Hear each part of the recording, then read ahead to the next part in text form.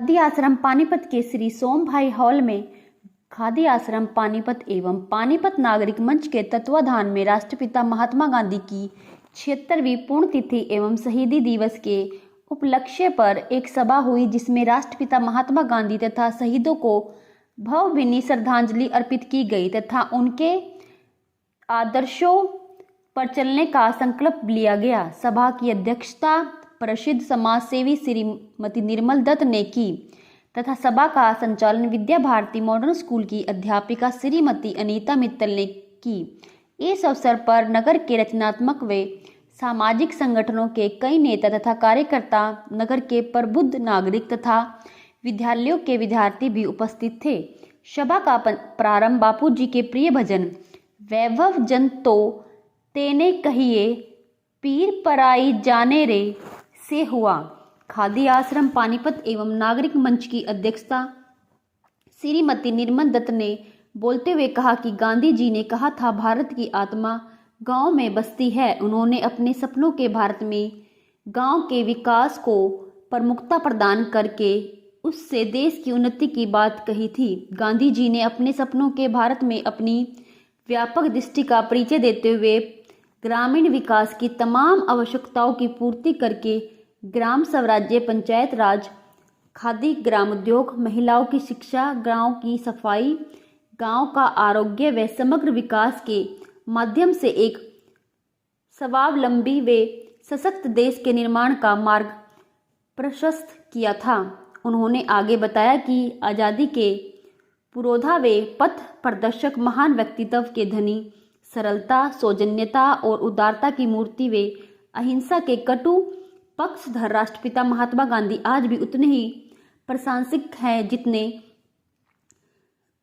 कि उस समय थे। भले ही 30 जनवरी 1948 को नाथूराम गोडसे की गोली ने गांधी जी के शरीर की हत्या कर दी हो, लेकिन उनकी नज़र अमर व देवतुल्य आत्मा अब भी भारत और भारतीयों को गांधी दर्शन के रूप में अपने आत्मीय एहसास का अनुभव करा रही है। गांधी जी के द्वारा आज़ादी के यज्ञ में दिए गए अपने निष्कर्मों की आहुति से अच्छाई सच्चाई की ज्योति आज भी जगमगा रही है। प्रसिद्ध समाज सेवी एवं उद्योगपति श्री राजेंद्र सिंगला ने बोलते हुए बताया कि गांधी जी किसी एक व्यक्ति का नाम नहीं, बल्कि एक विचार, सिद्धांत और जीवन प्रणाली का नाम है। गांधी जी चाहते थे कि हमारे समाज की रचना सत्य और अहिंसा के सिद्धांत पर हो। यदि हम सब लोग सत्य और अहिंसा का आचरण करने का निर्णय करें तो हमसे कोई गलती नहीं हो सकती। उन्होंने यह भी कहा कि बच्चे देश का भविष्य हैं तथा बच्चे न तो डरते हैं, न झूठ बोलते हैं, न गलत कार्य करते हैं। इसलिए उन्होंने बच्चों से आह्वान किया कि अपने अंदर जो शक्ति है उसे बाहर निकालें और देश को संवारने का काम करें। श्री मुकेश कुमार शर्मा, सचिव खादी आश्रम पानीपत ने बताया कि महात्मा गांधी जी एक युग पुरुष थे। उन्होंने जहां एक और भारतवासियों से स्वाधीनता की भावना जागृत की। गांधी कोई दार्शनिक नहीं थे, वे एक सच्चे विचारक और संत थे। उन्होंने सारा जीवन कर्म में किया। उनके जीवन का लक्ष्य केवल अंग्रेजी सत्ता से छुटकारा दिलाना नहीं था, बल्कि भारत व सारे विश्व में सत्य और अहिंसा के आदर्शों का निर्माण करना था।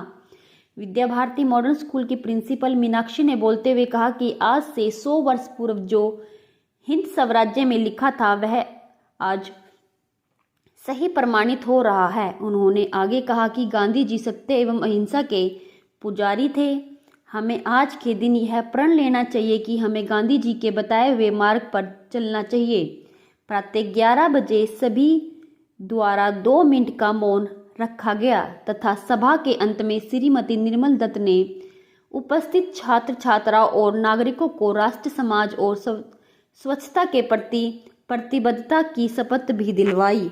आज 30 जनवरी है, गांधी जी की पुण्यतिथि। आज पूरा राष्ट्र 76वीं पुण्यतिथि मना रहा है।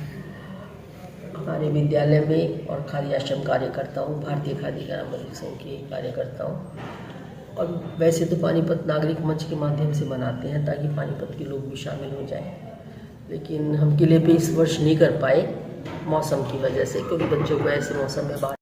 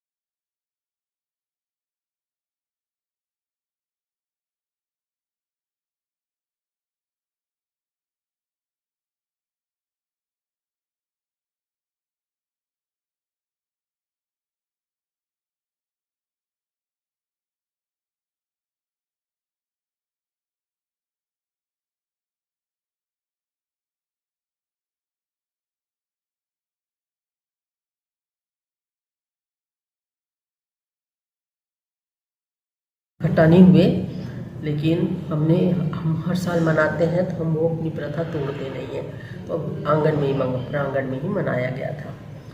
गांधी जी को श्रद्धांजलि देने का तो उद्देश्य रहता ही है, साथ में उनको स्मरण करने का, उनके आदर्शों को भी स्मरण करने का एक उद्देश्य रहता है।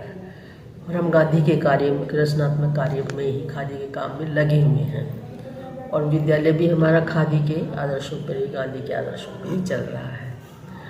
लेकिन आज सुबह उठते ही मैंने जब अखबार पढ़े तो मुझे अफसोस हुआ कि जितना गांधी जी को सम्मान मिलना चाहिए, कोई एडिटोरियल नहीं, कोई लेख नहीं गांधी के बारे में।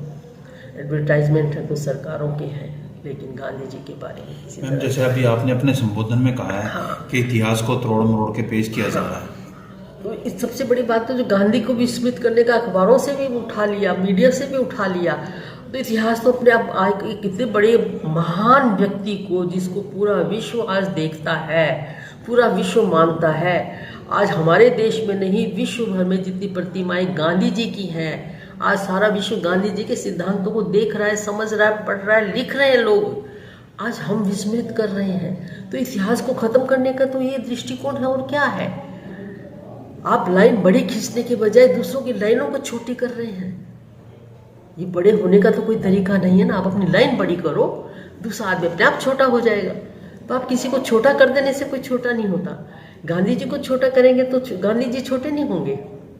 आप ऐसे व्यक्तियों को अगर ऊपर लाएंगे जिनका कोई आज़ादी के संघर्ष में, भारत को आज़ाद कराने में किसी तरह का कोई बड़ा योगदान नहीं है, ऐसे लोगों की एक महिमा मंडित करेंगे और जिनका योगदान है उन लोगों को भुला दिया जाएगा, तो इतिहास को तोड़ने की बात हुई। सिलेबस में जो बदलाव हो रहे हैं सब पता है। जिस तरह का मीडिया का कंट्रोल हो रहा है, एक ही दिशा में मीडिया जाता है, वो सारा क्या है? एक नया इतिहास गढ़ने की रचना है ना, ताकि लोगों को असलियत पता ना लगे। आज स्थिति ये बनी हुई है देश में। हमारे स्वतंत्रता जितनी मिली हुई है, हमें गणतंत्र दिवस पर अभी हमने याद किया है कि क्या क्या अधिकार हमें हमारे संविधान ने दिए हैं। सबसे बड़ा बोलने की, एक्सप्रेस करने की, अभिव्यक्ति की आज़ादी पर सबसे बड़ा खतरा मंडरा रहा है।